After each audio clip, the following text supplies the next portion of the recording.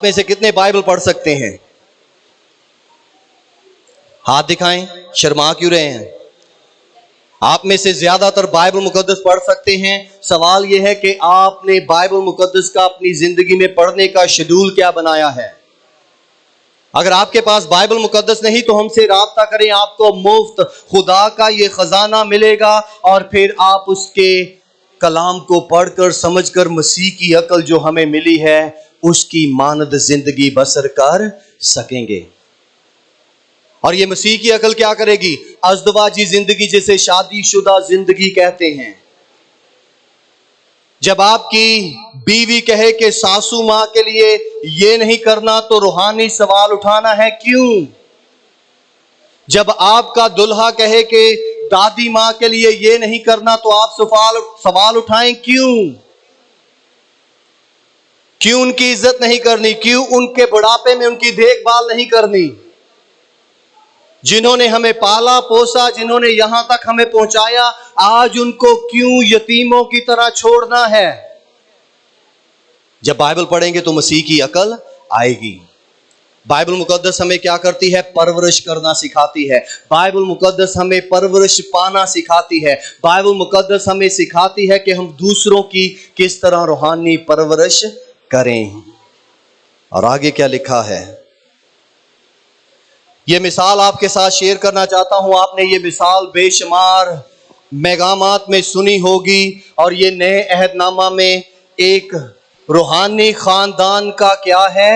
जिंदगी का निचोड़ है, जिन्होंने जिस्मानी फैसला किया। ये खानदान आपको नए अहदनामा में इब्तिदाई कलीसिया में मिलेगा, जिसे हननिया और सफीरा की फैमिली कहते हैं। इन्होंने क्या किया? आप सब इस हवाले से वाकिफ हैं। आपको इमाल की किताब में ये हवाला मिलेगा। इमाल 4 बाब उसकी जब हम 36वीं आयत से 37वीं आयत में देखते हैं तो वहां पर एक और मसीही खानदान है। और यूसुफ नाम एक लावी था जिसका लकब रसूलों ने बरनबास यानी नसीहत का बेटा रखा, और जिसकी पैदाइश कुप्रोस की थी। उसका एक खेत था जिसे उसने बेचा और कीमत ला के रसूलों के पांव पर रख दी। इब्तिदाई कलीसिया में जब कलीसिया बढ़ रही थी, उनकी जरूरतें थी। इन्होंने अपने आप को कलीसिया का हिस्सा समझते हुए, लावी समझते हुए, वो जानता था कि हैकल के निजाम के लिए हदिया, शुक्रगुजारी, सोना चांदी जरूरी है। उसने अपनी जायदाद जो खेत था बेचकर लाकर रसूलों को दे दी। इस वाकया को देखकर तमाम इब्तिदाई कलीसिया बड़ी खुश भी हुई और हैरान भी हुई, और बहुत से लोगों के दिल में जज्बा पैदा हुआ। जब जज्बा पैदा हुआ तो वहां पर हम देखते हैं हननिया और सफीरा को। पहली 2 आयत को देखते हैं तो क्या लिखा है?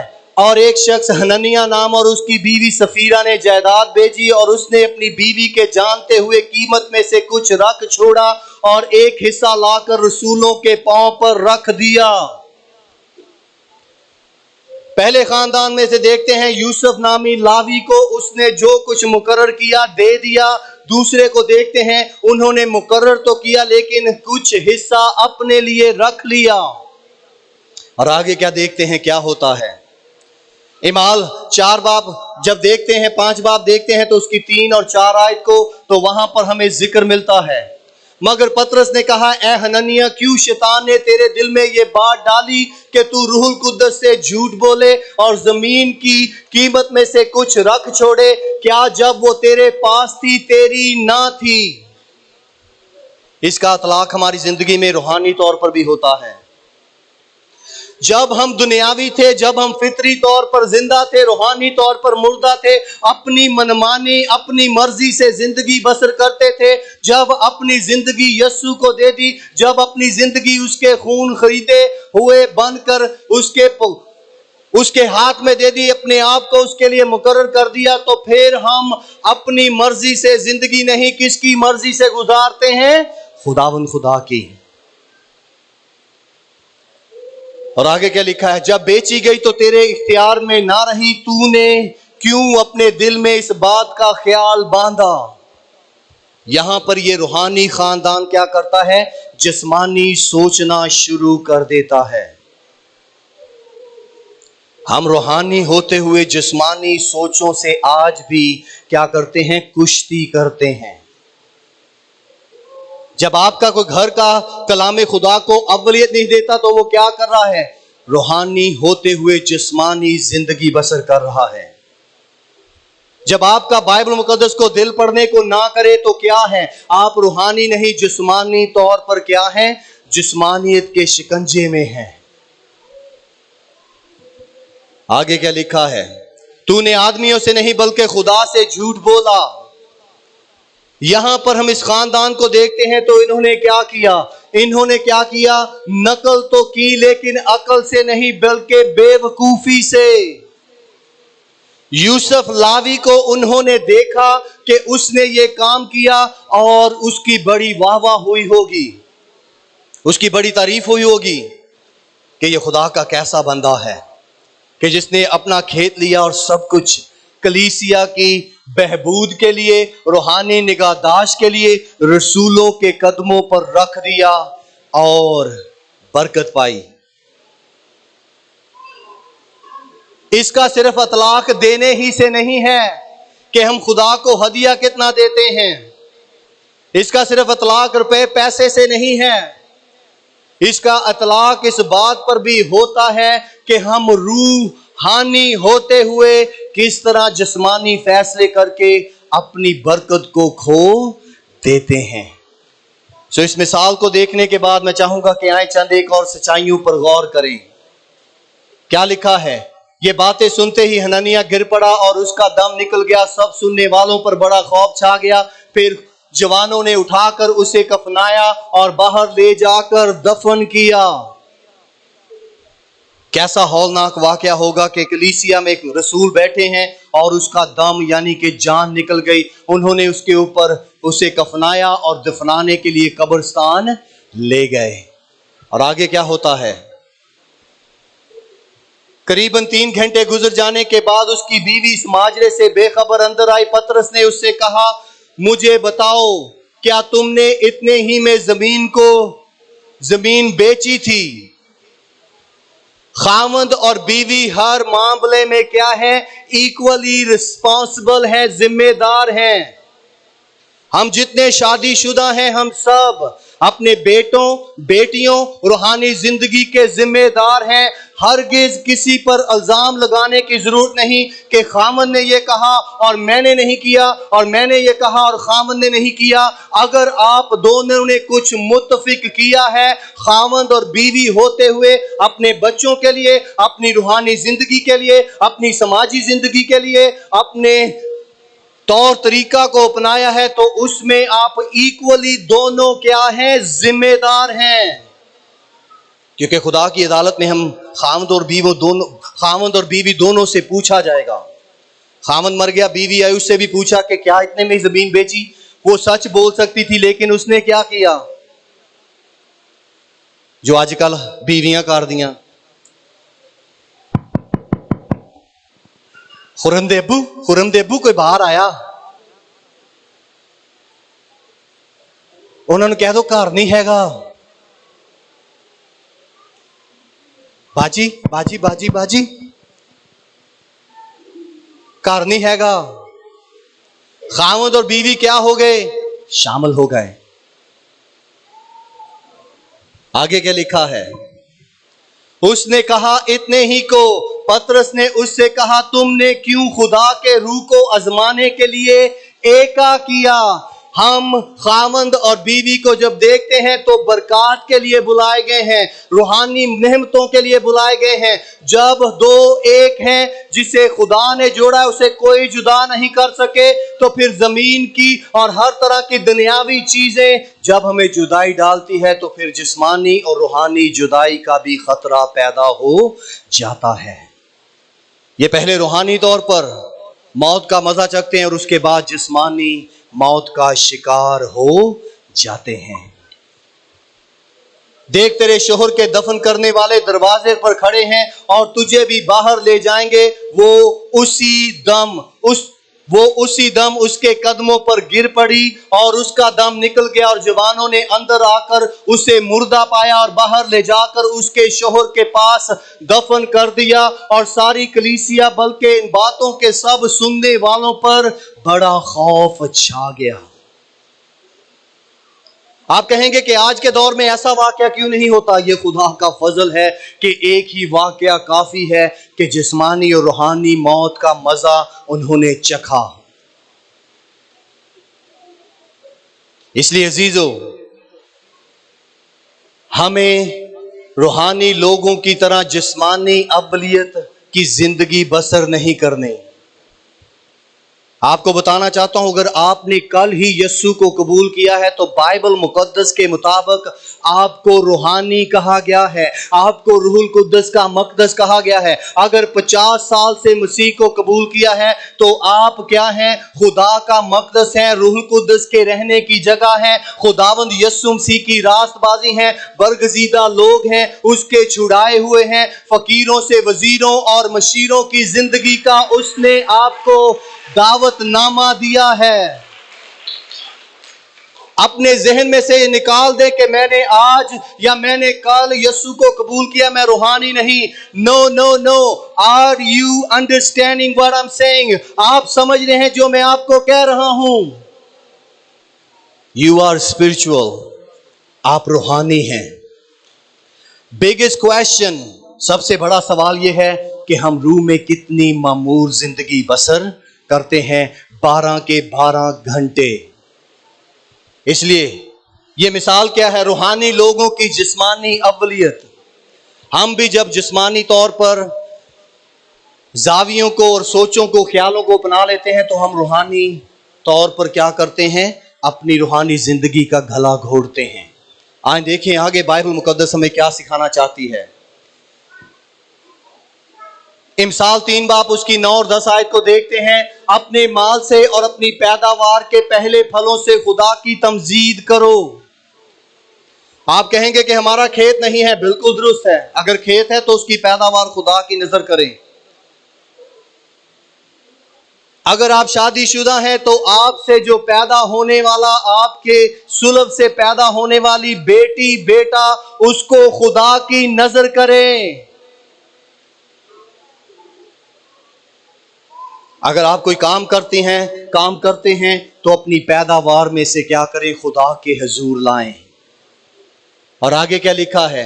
यूं तेरे खित्ते खूब भरे रहेंगे और तेरा हौज नई मै से लबरेज होगा।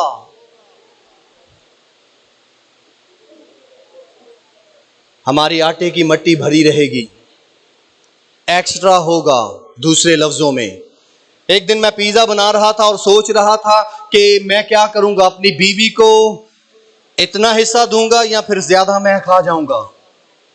जब मैंने पिज्जा बनाया तो सोचते सोचते ये ख्याल दिल में आया कि रूहानी तौर पर मैं इससे क्या सीख सकता हूं। मैंने क्या किया, अपने लिए क्या है छोटा पीस रख दिया और ज्यादा से ज्यादा पीस जो है वो अपनी बीवी के लिए छोड़ दिए ताकि वो आए और देखे। और क्या हुआ, जब मैंने थोड़े का चुनाव किया तो उसने मेरी इस मोहब्बत को, इस मेहरबानी को देखकर क्या किया, अपने आधे में से आधा मुझे दे दिया। ठीक इसी तरह जब हम खुदा की हजूरी में बोते हैं, ये नहीं कहते कि कोई बात नहीं, खुदा के लिए एक हिस्सा काफी है और मेरे लिए ज्यादा हो जाए तो फिर वो जो ज्यादा है वो भी कम पड़ जाता है।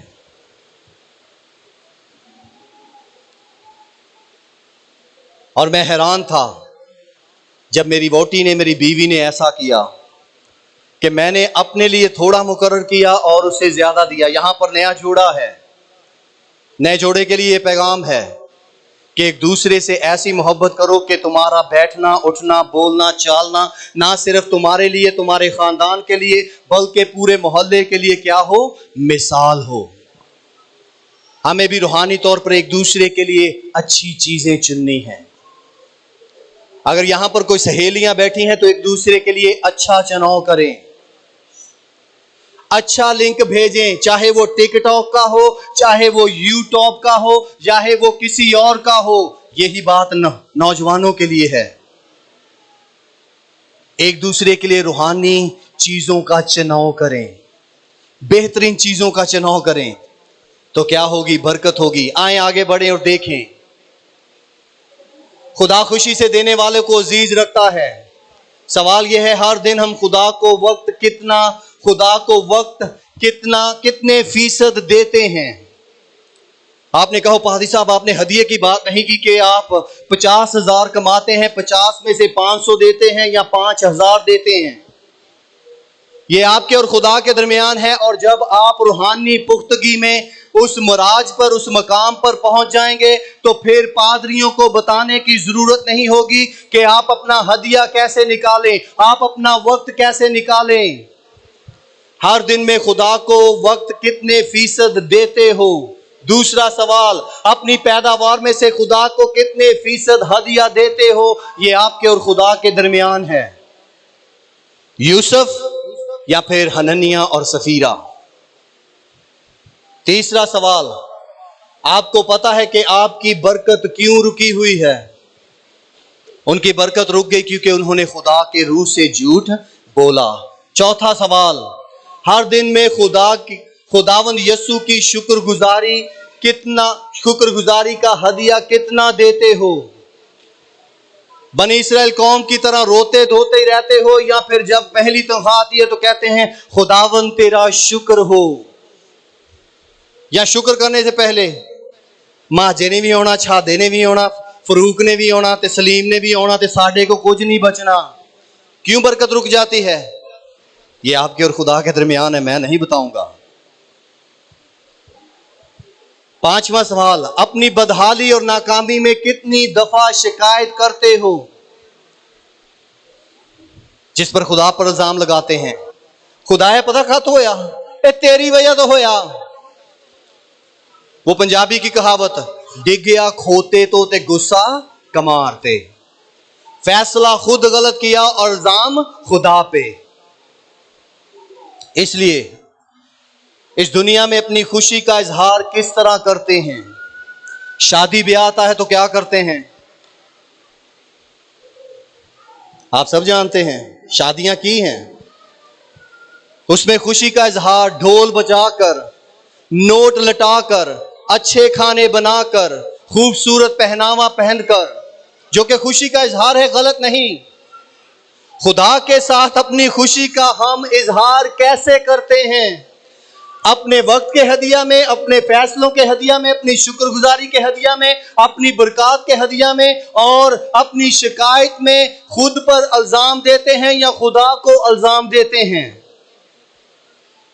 खुदा से लेना हमें आता है, मगर खुदा को हमें देना सीखना होगा।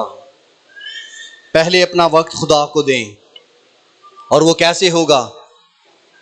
दिल दा मैं कमजोर ते यसू मैनू, दिल दा मैं कमजोर,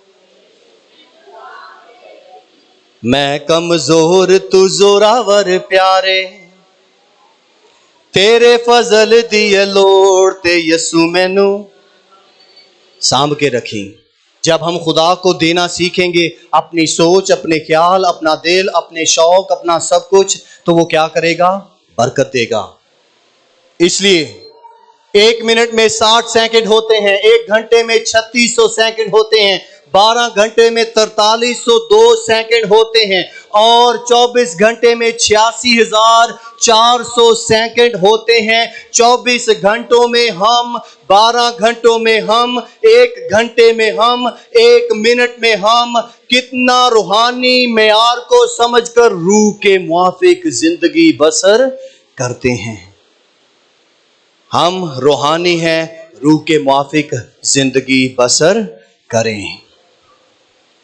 आए अपने आप को देखें खुदा के आईने में, और इस सच तक पहुंचें कि हमें क्या करना है। फैसला आपका है। 1 मिनट में भी, 1 घंटे में भी, 12 घंटे में भी, 24 घंटे में भी, कि हम जिस्म में रहते हुए कितनी रूहानी जिंदगी बसर करेंगे। इसका दारोमदार हमारे फैसलों पर है। जब भी घर जाएं, आईने में देखें, और अगर किसी पर इल्जाम लगाना है तो खुद पर, इससे पहले कि किसी की तरफ उंगली उठाई जाए, ये 3 उंगलियां अपनी तरफ कर लें कि मैं अपनी रूहानी जिंदगी का अगर बेड़ा गर्क कर रहा हूं तो मेरी अपनी मर्जी से और बेवकूफी से है। अगर मैं रूहानी तौर पर पीछे हूं तो अपनी कम इल्मी से और फजूल बातों से। खुदावंद आप सबको बरकत दे। यीशु मसीह के लिए जोरदार तालियां।